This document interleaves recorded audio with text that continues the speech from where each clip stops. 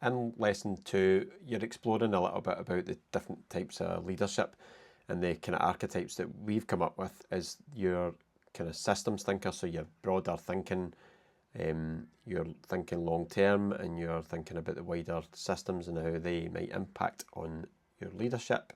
You've got the community-based leader, so very much focused on a community development approach, very much embedded in your local community, and maybe the kind of micro challenges and issues that community might face, or the development opportunities that community might have.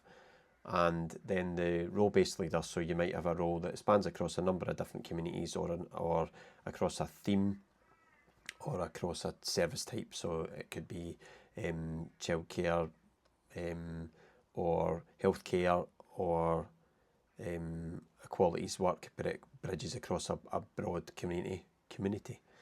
So what type might you be? So we'll come on to the exercise in the workbook. So section 2, you're on for this one, and just have a think through, well, what's your starting point? So where are you coming from? Where are you at the beginning?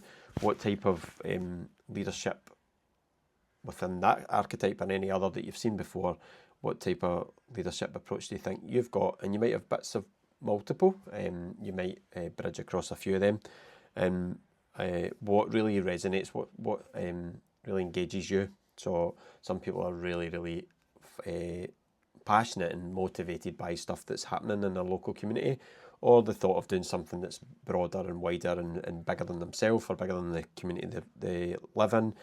And others are motivated by the kind of roles that they play and the organisations that they work for, and their kind of vision and passion within the organisation can help the organisation meet those aims and then improve communities and the kind of wider theme, so they can have a systems impact. So what areas resonate a bit more for you?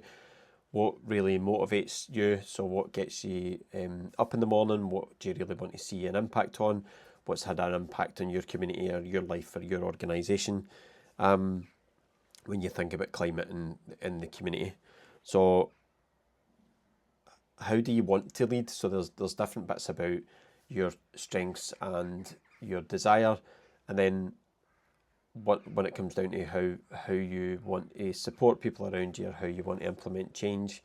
So one of the aspects that might be important to one person might be very different for somebody else. So you might have somebody who's quite a lone worker, and other people who really want to work with others to get stuff done.